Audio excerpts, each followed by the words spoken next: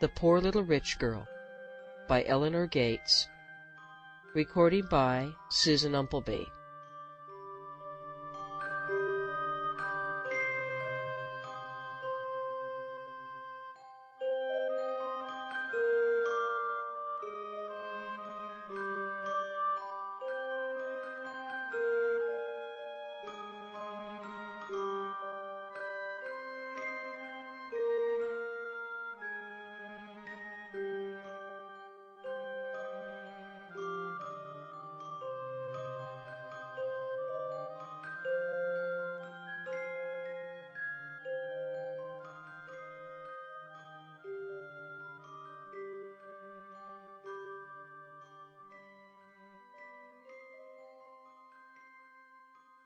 Chapter 1.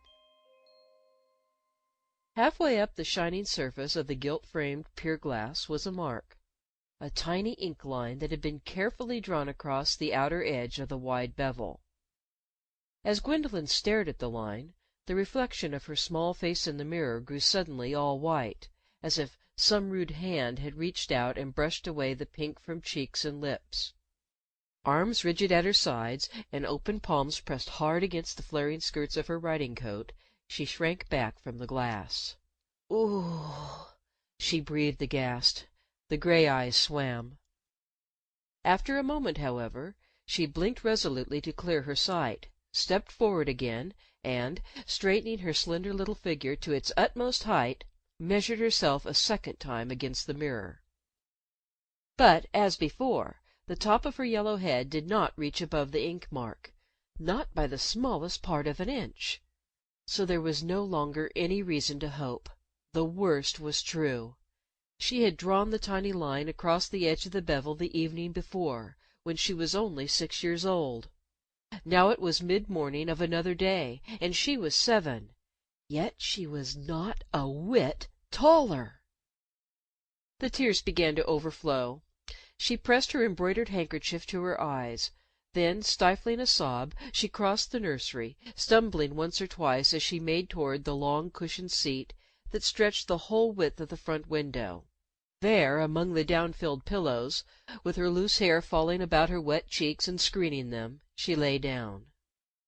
For months she had looked forward with secret longing to this 7th anniversary. Every morning she had taken down the rose-embossed calendar that stood on the top of her gold and white writing desk, and tallied off another of the days that intervened before her birthday. And the previous evening she had measured herself against the pier glass without even a single misgiving.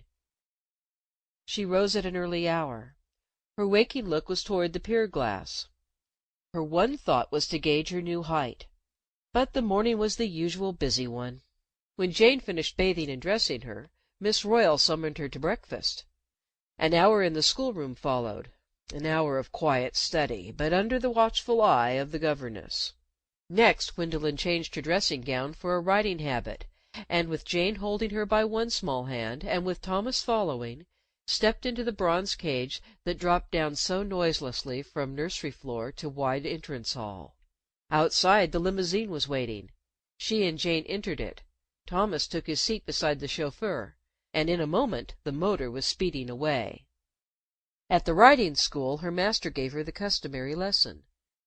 She circled the tanbark on her fat brown pony, now to the right at a walk, now to the left at a trot, now back to the right again at a rattling canter, with her yellow hair whipping her shoulders, and her three-cornered hat working farther and farther back on her bobbing head, and tugging hard at the elastic under her dimpled chin.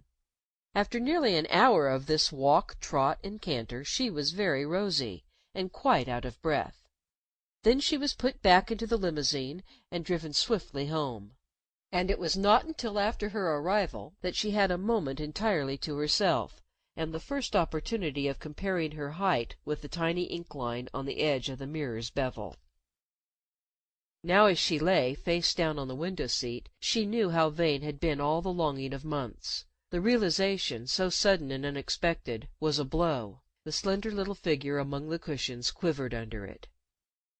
But all at once she sat up, and disappointment and grief gave place to apprehension.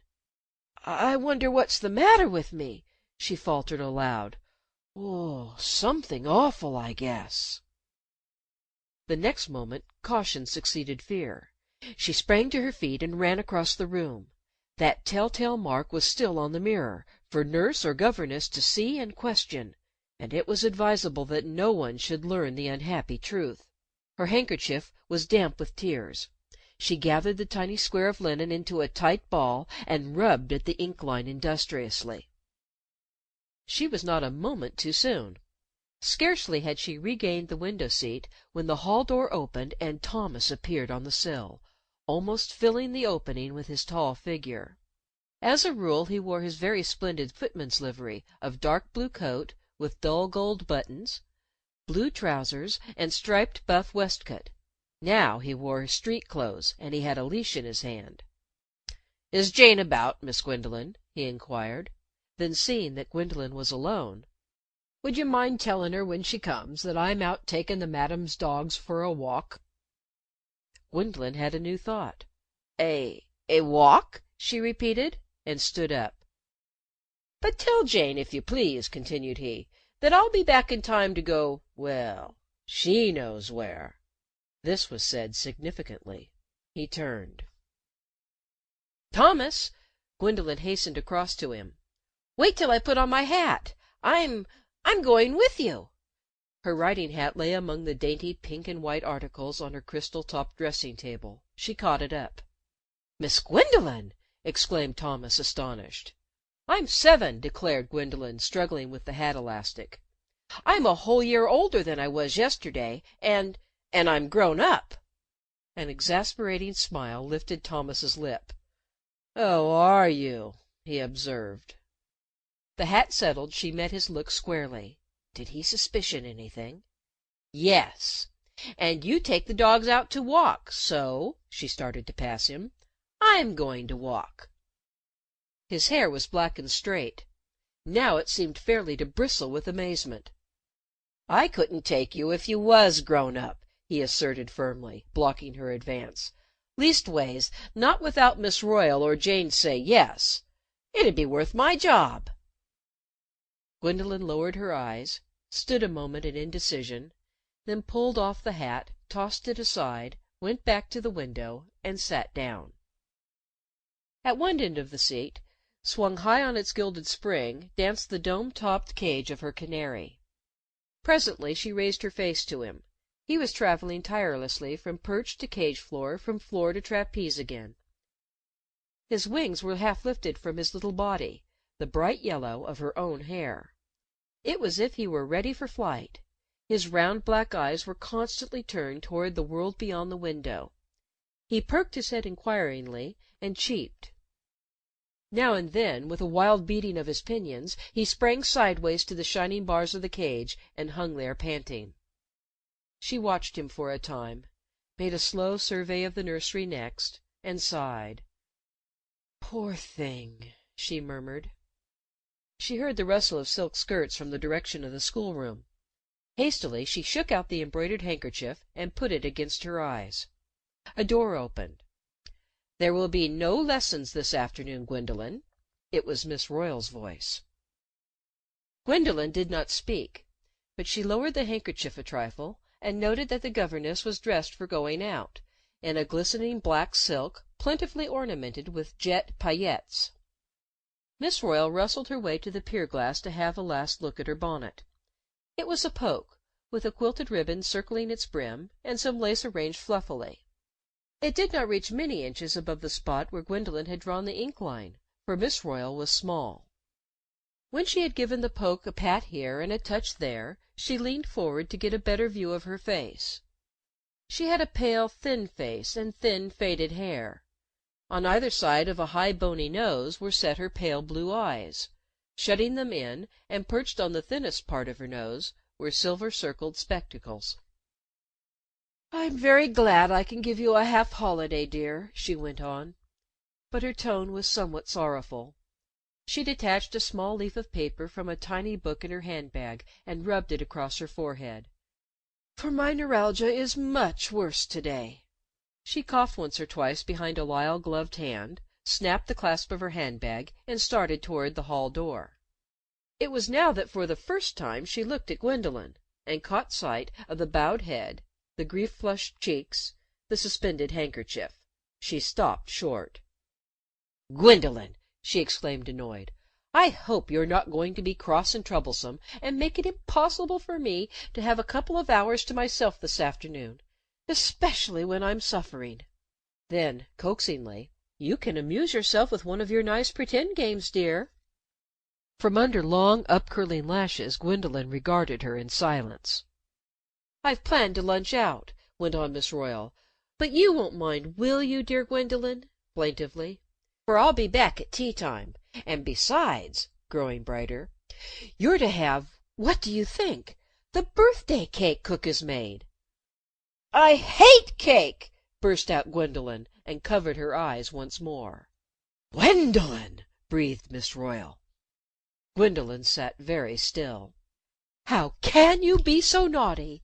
Oh, it's really wicked and ungrateful of you to be fretting and complaining, you who have so many blessings. But you don't appreciate them because you've always had them. Well," mournfully solicitous, "I trust they'll never be taken from you, my child. Ah, I know how bitter such a loss is. I haven't always been in my present circumstances compelled to go out among strangers to earn a scant living. Once—" Here she was interrupted. The door from the schoolroom swung wide with a bang. Gwendolyn, looking up, saw her nurse. Jane was in sharp contrast to Miss Royal, taller and stocky, with broad shoulders and big arms. As she halted against the open schoolroom door, her hair was as ruddy as the panel that made a background for it, and she had reddish eyes and a full round face. In the midst of her face, and all out of proportion to it, was her short turned-up nose, which was plentifully sprinkled with freckles. "So you're going out," she began angrily, addressing the governess. Miss Royal retreated a step. "Just for a couple of hours," she explained. Jane's face grew almost as red as her hair. Slamming the schoolroom door behind her, she advanced. "I suppose it's the neuralgia again," she suggested with quiet heat. The color stole into Miss Royal's pale cheeks. She coughed. "It is a little worse than usual this afternoon," she admitted.